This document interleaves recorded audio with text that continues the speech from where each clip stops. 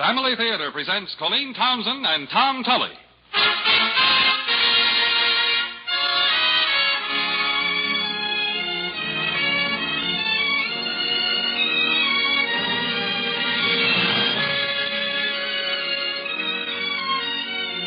From Hollywood, the Mutual Network, in cooperation with Family Theater Incorporated, brings you Raymond Burr, John Daner, and Virginia Gregg in The Courtship of Miles Standish, with Tom Tully as narrator.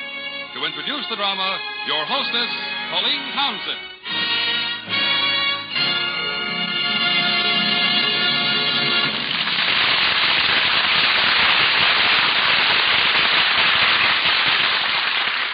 Tomorrow, we here in the United States will celebrate Thanksgiving Day, the day we have traditionally set aside for over 300 years to give thanks for the blessings of the 12 months past.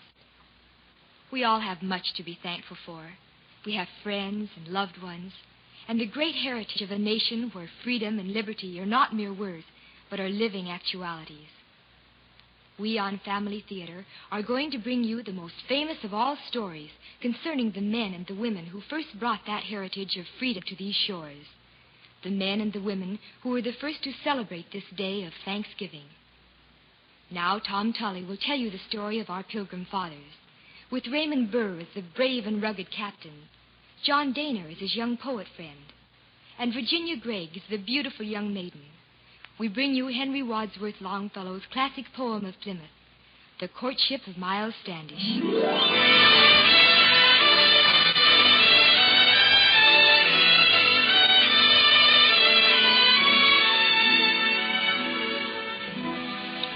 In the old colony days in Plymouth, the land of the Pilgrims, to and fro in a room of his simple and primitive dwelling strode with martial air Miles Standish, the Puritan captain.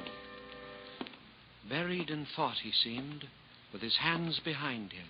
Then long at the window he stood, and wistfully he gazed at the landscape. And over his countenance flitted a shadow, like those cast by the afternoon sun on the forest and on the hills.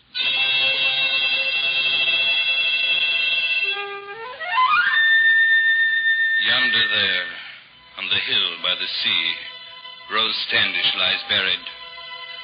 The beautiful rose of love that bloomed for me, and who was the first to die of all who came in the Mayflower.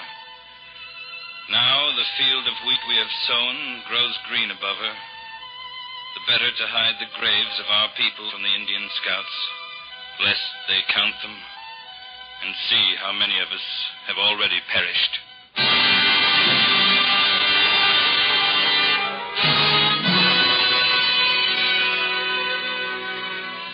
Near the captain was seated John Alden, his friend and household companion, writing at a table of pine by the window, his flying pen writing letters to sail with the Mayflower when she returned to England. Letters filled with the name and praises of a young Puritan girl.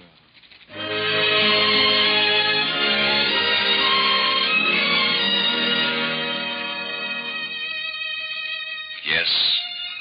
Again I say there is no one like Priscilla. Priscilla the comely, Priscilla the sweet, Priscilla whom I love. Though as yet I have not spoken to her of my love, someday soon I must. And pray with me then that when I do, Priscilla Mullins will consent to become Priscilla Alden.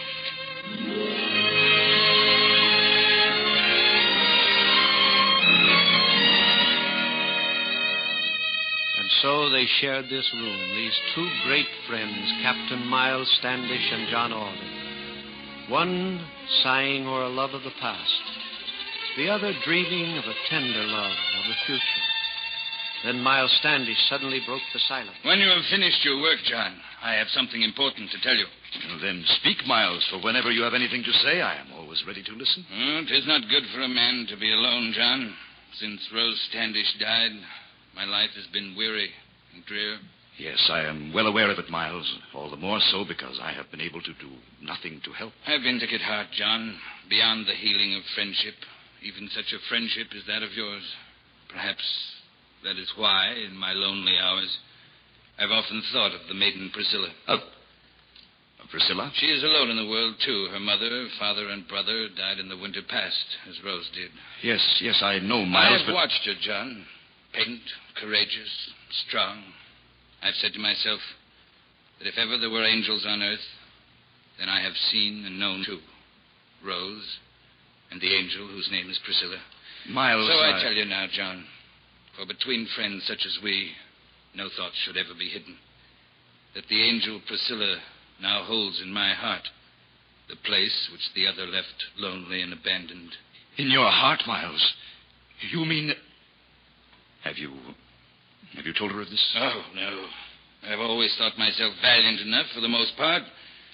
But in this, I've been a coward. That's why I wish you to go to her.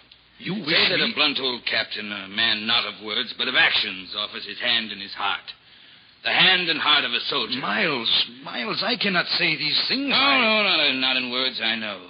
I am a maker of war, not a maker of phrases. But you are bred as a scholar. You can say it in elegant language, such as you think best adapted to win the heart of a maiden. Oh, but I am certain that I would mangle and mar such a message as that. If you would have it well done, you must do it yourself. John, I can march up to a fortress and summon the place to surrender. But to march up to a woman with such a proposal, to face a thundering point-blank no from a woman's mouth, that I confess I cannot do. So you must grant my request. Surely you cannot refuse what I ask in the name of our great friendship. No, Miles, what you ask me to do in the name of friendship, I cannot refuse to do.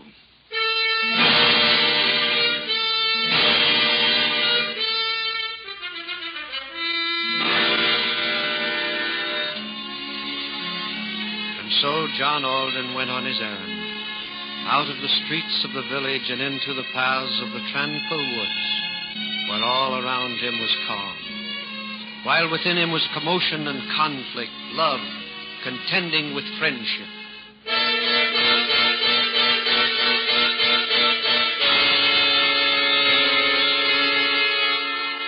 Through the Plymouth woods went John Alden, and finally came to a new-built house in a meadow, and heard as he approached the sweet singing song of the spinning wheel. He saw through the open door the Puritan girl, Priscilla, making the humble house and the modest apparel of homespun beautiful with her beauty and rich with the wealth of her being. Come in, John Alden, come in. I knew it was you when I heard your step, for I was thinking of you as I sat here spinning. You were thinking of me, Priscilla? Thinking of you and of the England that you and I have often spoken about. That we've now left forever. Ah, John, the people I live with here are kind. And dear to me is the privilege of liberty and freedom. Still, my heart is so sad I almost wish myself back in old England. I feel so lonely and wretched. Oh, Priscilla, I wish that I might. Yes, John? You wish that you might? I do not condemn you, Priscilla, for feeling as you do. The stouter hearts than a woman's have quailed at the terrible winter just past. And yours is so tender and trusting that it needs a stronger one to lean on. Where am I to find such a heart, John Alden? That is why I have come to you now, Priscilla, to offer you such a heart. For I come with a proffer of marriage. John, you have come to me with a proffer of marriage. Made by a good man and true, Miles Standish, the captain of Plymouth. Captain Miles Standish? Yes, Priscilla. Well, if the great captain of Plymouth is so very eager to wed me, why does he not come himself and take the trouble to woo me? Well, you see, Priscilla... If I'm not worth the wooing, I am not worth winning. Oh, Captain Standish, he's a busy man, Priscilla. He has no time for such things. He has no time for such things, as you call it, before he's married, would he be likely to find time or make it after the wedding? Oh, but you do not understand. A woman's affection is not a thing to be asked for and to be had only for the asking. When one is truly in love, one not only says it, but shows it. But I am certain that once he... Had waited a while, this captain of yours. Had he only showed that he loved me, who knows? Old and rough as he is, he might have won me. Now it can never happen. Priscilla, you cannot dismiss his suit so lightly. He is a man of honor, of noble and good nature. And his russet beard is already flaked with patches of snow as hedges are in November. He is kindly. He is hasty and headstrong, stern and implacable. He is stern, perhaps, as a soldier must be, but he is great of heart, magnanimous, courtly, courageous. Any woman in Plymouth, nay, any woman in England, might be happy and proud to be called the wife of Miles Standish. You plead the cause of your friend very well, John. In simple and elegant language. So warm and glowing that it is truly hard to see how any woman's heart could keep from melting in its fire. Then what do you say, Priscilla? What is your answer to this suit I bring on behalf of Captain Standish? Why don't you speak for yourself, John?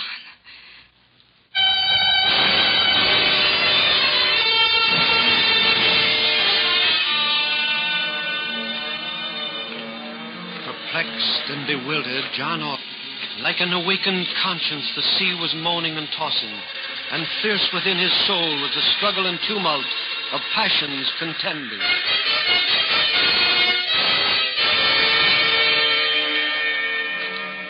Is it my fault, then, that Priscilla has chosen between us? Is it my fault that he failed? That I am the victor? He is your friend, John. But she loves me. Did she not ask me to speak for myself? She loves me as I love her. He is your friend, John. Is it right, then, that we should be denied this happiness, this love? Why must we sacrifice all this? Why? Why? He is your friend, John. He is your friend.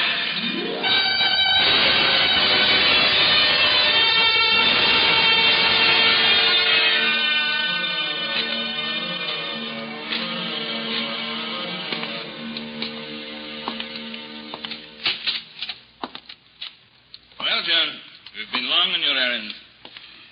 Come, relate to me all that has happened. I brought her your message, Miles. Pressed your suit with whatever eloquence I had at my command. Aye, and eloquence enough it was, I warrant me. What was her reaction, John? She was a bit angry at first, Miles.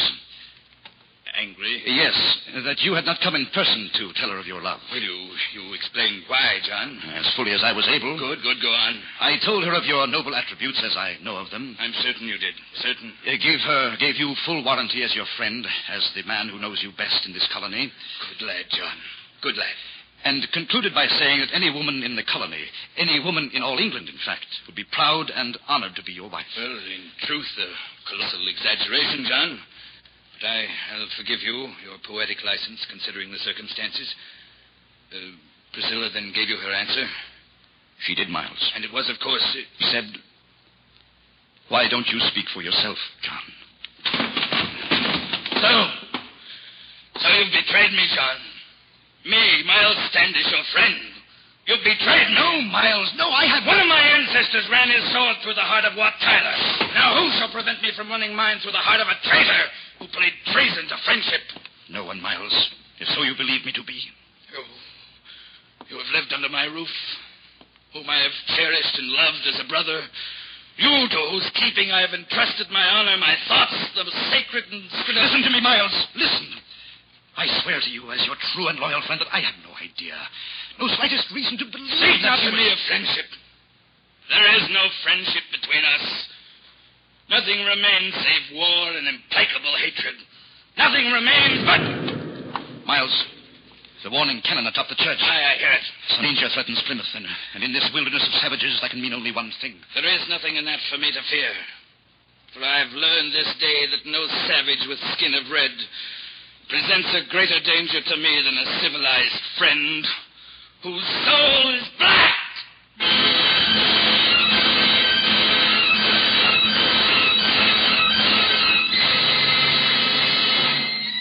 Heart and mind writhing under the blow he felt had been struck him, Captain Miles Standish strode wrathfully away to the cabin, where he knew the village council would be meeting.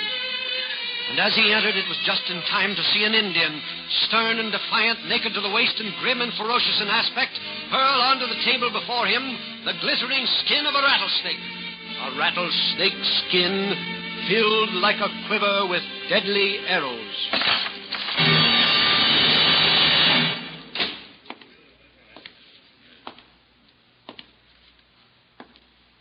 And what has is the meaning of this insolence, Redskin? From Watawamat, O paleface, come these arrowy tongues. From Watawamat, great chief of the Samoset. It is a signal and challenge of warfare that has been given us, Miles. So be it then, Elder. If 'tis warfare they wish, warfare they shall have. Do you not think, Miles, that it would be best to bargain and compromise with them for peace?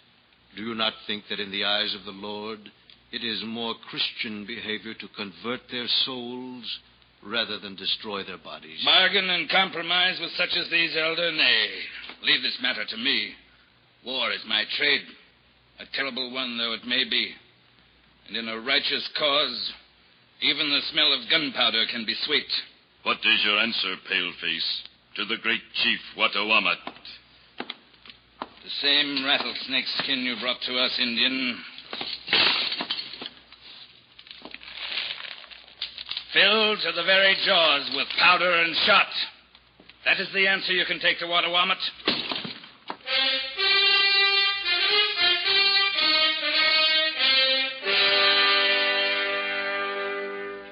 Just in the gray of dawn, as the mists uprose from the meadows, there was a stir and a sound in the slumbering village of Plymouth. A muffled clanging and rattle of arms. An imperative order given in a suppressed tone. Forward. And 10 figures marched slowly out of the village into the mist. 10 men, the stalwart Miles Standish as their leader, marched northward to quell the sudden revolt of the savages. 10 brave pilgrims, marching to do war with the savage Watawamat and the tribes of Samoset.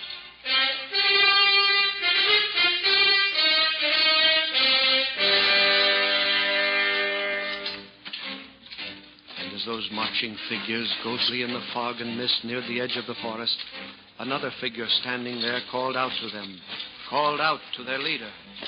Miles. Good luck, Miles. And may God bless thee.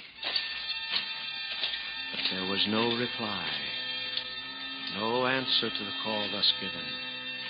And the men marched away, swallowed up by forest and mist. And only silence replied to him whose love and friendship marched side by side with him who bravely strode away into battle. So he is gone, John. Oh, Priscilla. He is gone. He and the brave men with him. Yes, and without me.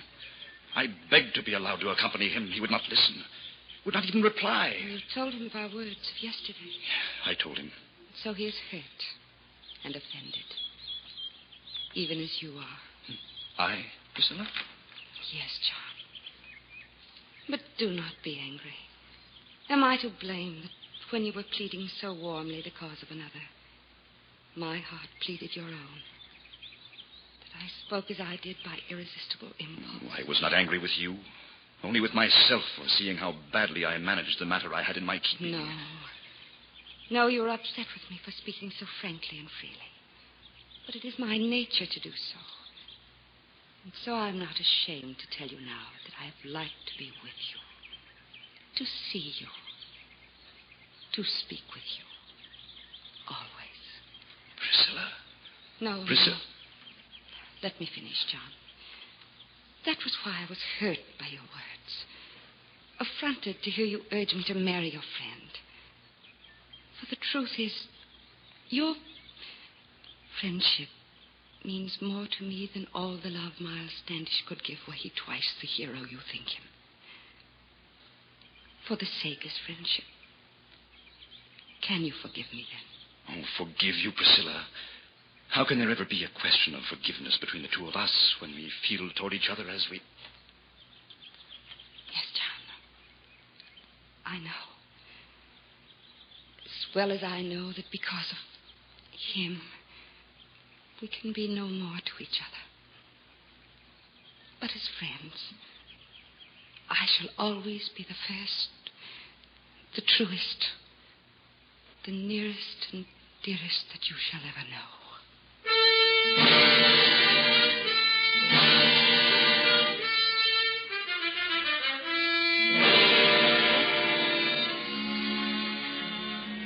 Month after month passed away, and all in the village was peace. The men, intent on their labor, busy with hewing and building and with homestead. And oft, when his labor was finished, John Alden, with eager feet, would follow the pathway that ran through the woods to the house of Priscilla, deceiving himself that this was duty, concealing his love in the semblance of friendship. Truly, Priscilla, when I see you spinning and spinning, never idle a moment, suddenly you're transformed. You're no longer Priscilla, but the beautiful Queen of Helvetia, ever spinning her from a distaff, so that her name passed into proverb, and that it shall be with you. Priscilla Mullins, a proverb, John. Now, truly, your imagination is running away with you. No, not so. For when the spinning wheel shall no longer hum in the house of the farmer, mothers shall relate to their children how it was in their childhood, praising the good old times, the days of Priscilla the spinner. This idleness of yours is leading into paths of fancy too fantastic to mention.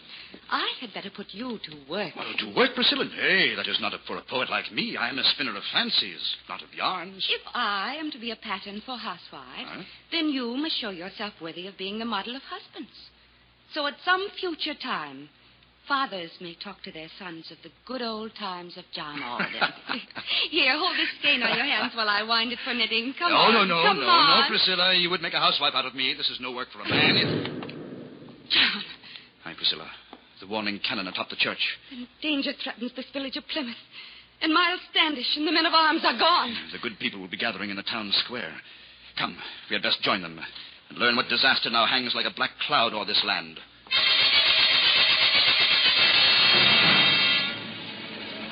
Friendly Indian it was who brought the fearful news. An Indian who witnessed the frightful tragedy. His word cannot be gainsaid. Miles Standish is dead. The Somersets and Squantos and all their murderous tribes are even now descending upon us to burn our village to the ground. John, here. Miles Standish is dead. The village of Plymouth doomed. What remains, then, of all our hopes and dreams? While life remains, Priscilla, hope can never die. And happiness and tragedy seem destined to walk through the lives of men always, side by side. Whatever the future may hold in store, my beloved, I shall not fear it, if now you will only become my bride. Oh, John. John.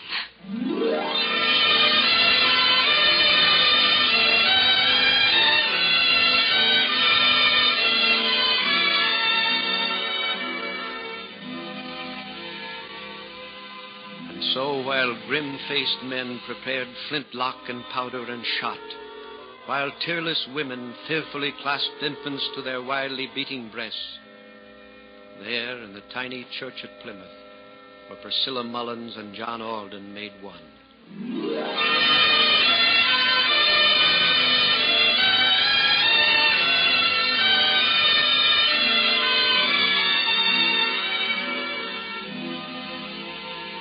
When they had offered up their prayers for the hearth and home that were founded that day in affection, they turned to leave the church and then stopped.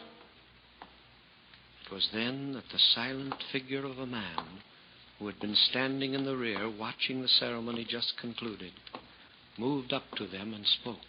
May the blessing of God forever dwell upon my house, my dearest friends. Miles! Standish.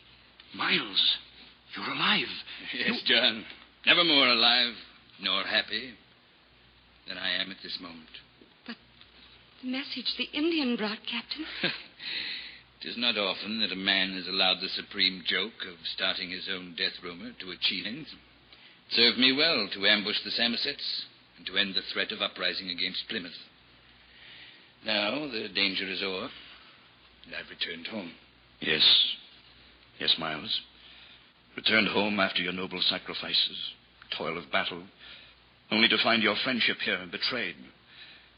How can you ever forgive us? It is you, rather, who must forgive me, John, for all the sorrow and pain that my stubborn anger and unseeing selfishness must have caused the two of you. But the long nights spent in the forests on this last campaign have brought me to my senses. And never so much as now was Miles Standish the friend of John Alden and his beautiful bride, Priscilla. We thank thee, Captain Standish, from the very bottom of our hearts. We thank thee. Nay, Priscilla. Let us all give thanks instead to him who guides our destinies here on these strange and savage shores. Thanks for all the blessings that he has endowed us with, and thanks for that rarest blessing of all, a dear old friendship that with the passing of the tender years shall ever grow older and dearer.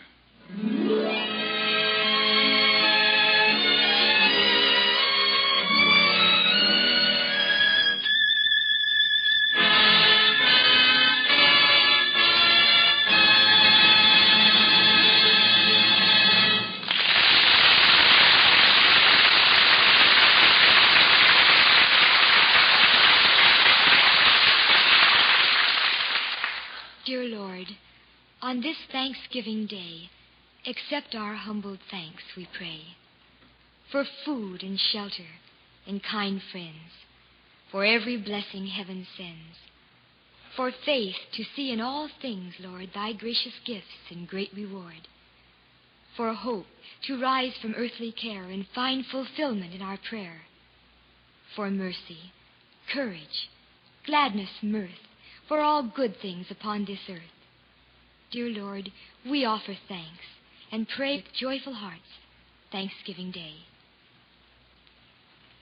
This is Colleen Townsend, reminding you, as we do each week, that a family that prays together stays together. More things are wrought by prayer than this world dreams of.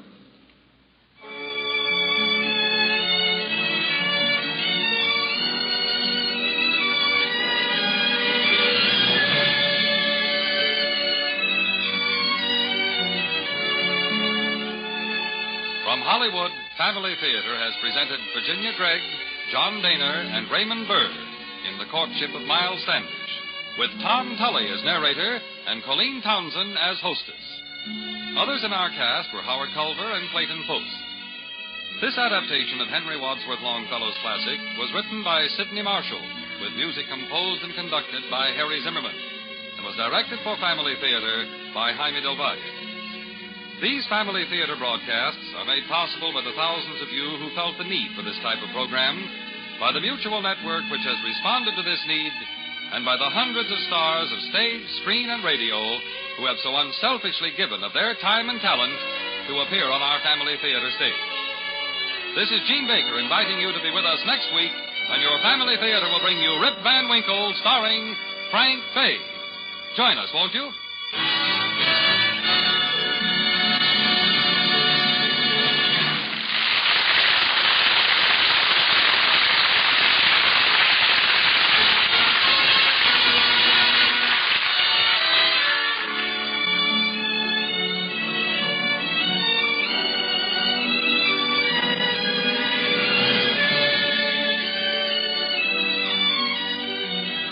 Family Theater is heard in Canada through the facilities of the Canadian Broadcasting Corporation and is broadcast to our troops overseas by the Armed Forces Radio Service.